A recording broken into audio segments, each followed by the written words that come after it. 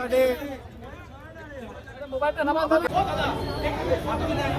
প্রায় 5.5 ঘন্টা জিজ্ঞাসাবাদ করেছে সংস্থার প্রতিনিধিরা এবং আমি আস্তে আস্তে তাদের সাথে সহযোগিতা করেছি।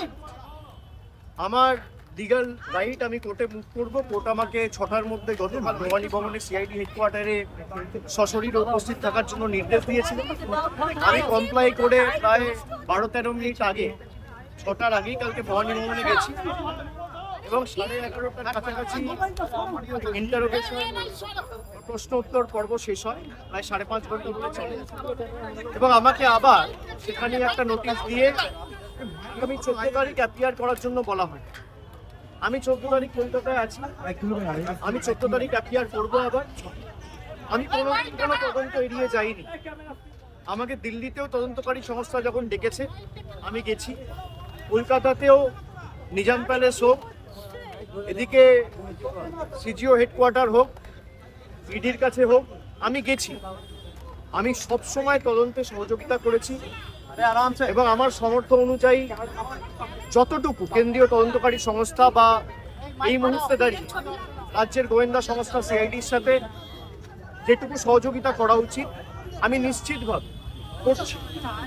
আজকে আমাদের দলনেত্রীর বাড়িতে কিছু বৈঠক ছিল পূর্ব নির্ধারিত, সেখানে একাধিক বিধায়ক থেকে সাংসদ ছিলেন এবং আমাদের মিটিং গুলো চলাকালীন খুব সম্ভবত 4:30-5:45 নাগাদ যে সিআইডির একটা টিম এসেছে আবার কোনো একটা আলাদা মামলায় আমাকে নোটিশ। তো আমি আমার সেক্রেটারি মারফতে তাদেরকে অনুরোধ করি যে আমি এই মুহূর্তে আমার বাড়িতে সশরীরে উপস্থিত নেই বলে আপনারা চিঠিটা অন্য কেউ রিসিভ করে আমার পক্ষ থেকে নিয়ে নেবেন এবং আমি অনুরোধ করি যে আপনারা যদি আমাকে দিতে চান তাহলে আপনাদের অপেক্ষা করতে হবে, তার কারণ আমি এই মুহূর্তে আসতে পারবো না মিটিং থেকে বেরিয়ে। আপনি আপনার মতো করে যখন ইচ্ছা বাড়িতে নিয়ে বলবেন যে আপনাকে ছাড়া কাউকে আমরা দেবো না। আমি যদি বাড়িতে না থাকি তাহলে আপনাকে অপেক্ষা করতে হবে আমার ফেরার জন্য। এখন প্রায় 7:20 বাজে, আমি বাড়িতে ঢুকেছি, আপনাদের সাথে কথা বলছি 5-10 মিনিট হয়েছে। 7:15টার মধ্যে আমি বাড়িতে ঢুকেছি। আমি ঢুকে দেখছি সিআইডির প্রতিনিধিরা নেই, তারা ফিরে গেছে। তারা যদি পরবর্তীকালে আমাকে ফোন করে আসে, আমার সাথে যোগাযোগ করে আসে এবং আমাকে বলে কোন সময় গেলে আমি বাড়িতে থাকবো, তখন নিশ্চিতভাবে জানাবো। আমি যখন বাড়িতে নই সশরীরে, তখন যদি তারা এসে নোটিশ, তখন যদি তারা আসে নোটিশ দিতে এবং একদম স্পষ্টভাবে বলে যে আপনাকে ছাড়া কাউকে নোটিশ আমরা দেবো না, আপনার হয়ে কেউ যদি রিসিভ করতে চায় সেই সুযোগ পাবে না, তাহলে আপনাকে আমার ফেরার জন্য আমি আপনাদের মাধ্যমে আমি অনুরোধ করব যারা নোটিশ দিতে এসেছিল আপনারা যদি আসেন নিশ্চিতভাবে যোগাযোগ করে আসুন, আর না হলে অপেক্ষা করুন। আমি যখন ফিরবো আমি তখন আপনাদের তরফ থেকে আপনাদের কাছ থেকে নিতে পারবো। আপনারা যারা আমাকে প্রশ্ন করছেন আপনি তদন্ত এড়িয়ে যাচ্ছেন, আমি কোনো তদন্ত এড়িয়ে যাই, আমার লোকানোর কিচ্ছু না। আমি কেন্দ্র তদন্তকারী সংস্থার সম্মুখীন হয়েছি এখনো পর্যন্ত 8 থেকে 10 বার। যারা এতদিন ধরে তদন্ত চালাচ্ছে আমাকে যখনই ডেকেছে আমি গেছি। আমাকে সিআইডি সামান দিয়েছিল, প্রথম সামান 30 তারিখ বিকেলে আমার উপর আক্রমণ হয়, আপনারা দেখেছেন। 48 ঘন্টা আমি বাড়ি থেকে বেরোতে পারি। আমি সময় চেয়েছিলাম, আমাকে 8 তারিখ ডাকা হয়েছে। 8 তারিখ আমি ছিলাম না।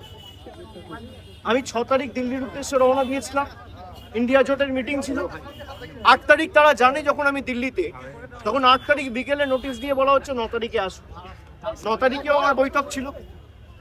আমি গতকাল সঙ্গে সঙ্গে যখনই আমি কোর্টের নির্দেশ পেয়েছি আমি সঙ্গে সঙ্গে 6টার আগে গেছি এবং তারা যে প্রশ্নগুলো করেছে আমি তো এখানে আলোচনা করতে পারি না, যদিও আমি দেখছি মিডিয়া অনেক কিছু বেরিয়েছে। আমায় কি প্রশ্ন করেছে তদন্তকারী সংস্থার কাছে আর আমার সাথে কি আলোচনা হয়েছে এটা মিডিয়ায় চলে আসছে এবং আমি বাড়ি ফেরার আধ ঘন্টার মধ্যে আমাকে প্রথম প্রশ্ন কি করা হয়েছে, আমাকে দ্বিতীয় প্রশ্ন কি করা হয়েছে, আমাকে তৃতীয় প্রশ্ন কি করা হয়েছে, আর উত্তরে আমি কি বলেছি সব আমি দেখছি মিডিয়ায় রিপোর্ট হয়ে গেছে। আমি এটা নিয়েও আগামী দিন হাইকোর্ট মুভ করব। আমি যখন তদন্তে কি আলোচনা হয়েছে কারোর সাথে আলোচনা করছি না, তার মানে আমি ধরে নিতে পারি তদন্তকারী সংস্থার কাছ থেকেই মিডিয়ায় এই খবরগুলো লিক হচ্ছে। যদি লিক হয়ে থাকে ইনভেস্টিগেশন উদ্দেশ্য তো ঠিক নয়।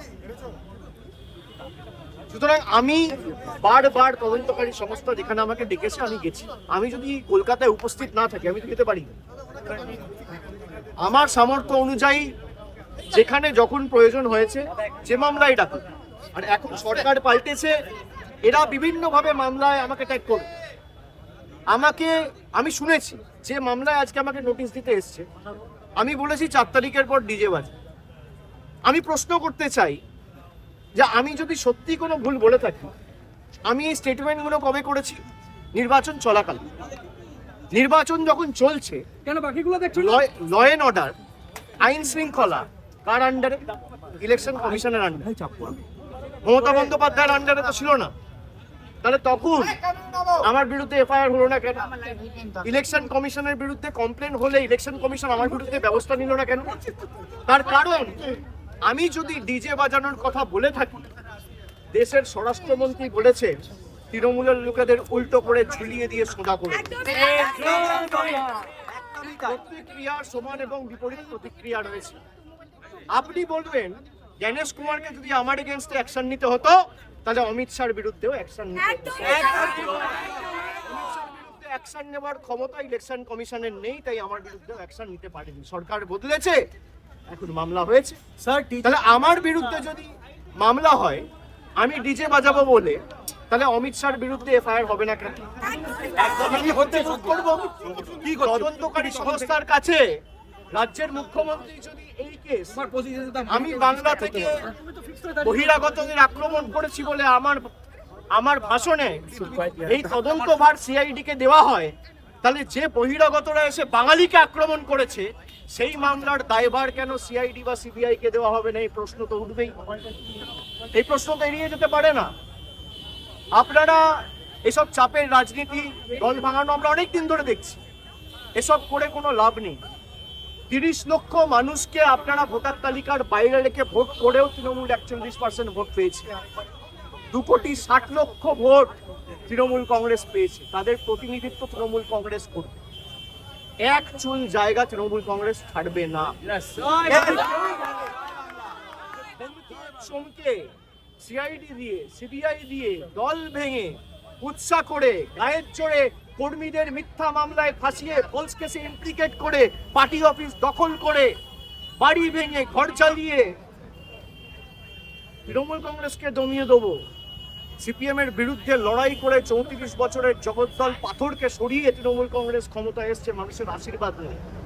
2011 সালের পরিবর্তন আর 2026-এর পরিবর্তনটা খালি একটু তুলনা করুন। মানুষের মধ্যে কোনো আবেগ নেই, স্বতঃস্ফূর্ততা নেই। 8টার পর রাস্তা শূন্য, ফাঁকা। বিজেপি বিজয় মিছিল বার করতে পারছে না। যারা বড় বড় ভাষণ দিচ্ছেন, আমি বলবো রাজনৈতিক ভাবে মোকাবিলা করুন। মানুষ যদি আপনাদের জিতিয়ে থাকে, মানুষের জন্য কাজ করুন। মানুষ বুলডোজারের জন্য ভোট দেয়নি, মানুষ কর্মসংস্থানের জন্য ভোট দিয়েছে, শান্তি শৃঙ্খলা সম্প্রীতির জন্য ভোট দিয়েছে। মানুষ উন্নয়নের স্বার্থে ভোট করুন। উন্নয়ন, দিল্লির সাথে লড়াই করে টাকা আনুন। আপনারা ভোটের আগে বলেছিলেন অন্নপূর্ণা ভান্ডার, আর ভোটের পর মানুষ দেখছে বুলডোজার। এই দ্বিচারিত তো চলতে পারে না। আমি মিডিয়ার বন্ধুদের বলবো, কোনো স্পেকুলেশন, কোনো আলোচনা না করে যদি কেউ ভুল তথ্য পরিবেশন করেন, আমরা কিন্তু বাধ্য হব হাইকোর্ট, সুপ্রিম কোর্ট অবধি যেতে পৌঁছাতে। আপনাদের দায়িত্ব, আপনারা সঠিক তথ্যটা মানুষের কাছে উপস্থাপিত করবেন, পরিবেশন করবেন। আপনারা রটনাকে ঘটনা বানিয়ে দেখাবেন। আমার সাথে তদন্তকারী সংস্থার কি কথা হলো, আমার সাথে অন্য কারোর কি কথা আপনি দেখিয়ে দিচ্ছেন। আমার সাথে রাহুল গান্ধীর মিটিং হয়েছে, তৃতীয় ব্যক্তি কেউ নেই, আমি আর রাহুল গান্ধী। কি কথা হয়েছে আপনারা জেনে, আমিও মিডিয়ার সাথে কথা বলছি। রাহুল গান্ধী স্যার, আপনারা জানছেন কোথেকে? আপনারা আপনাদের মতো স্পেকুলেট করে অভিষেক দল অনেক শীর্ষ নেতা আপনার Sir, today CID came in front of the house. Sir, what's your remarks? যে শীর্ষ নেতারা আমার বিরুদ্ধে কথা বলছে, দলে আলোচনা করার জায়গা রয়েছে এবং আপনি স্পেসিফিক্যালি বলতে পারেন কল্যাণ বন্দ্যোপাধ্যায় বলেছে। কল্যাণ বন্দ্যোপাধ্যায়ের অধিকার রয়েছে আমাকে নিয়ে কথা বলার।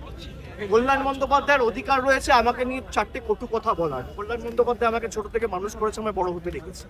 আমি এই কথাগুলো নিয়ে খারাপভাবে নিন। ওনার একটা ঘটনা হয়তো খারাপ লাগতে পারে, তিনি বলেছেন। আমি আমার কোনো ব্যক্তিগত ক্রোধ বা আমার কোনো ব্যক্তিগত ক্ষোভ কল্যাণ বন্দ্যোপাধ্যায়ের বিরুদ্ধে নেই। আমি তাকে আগেও সম্মান করতাম, আগামী দিনেও।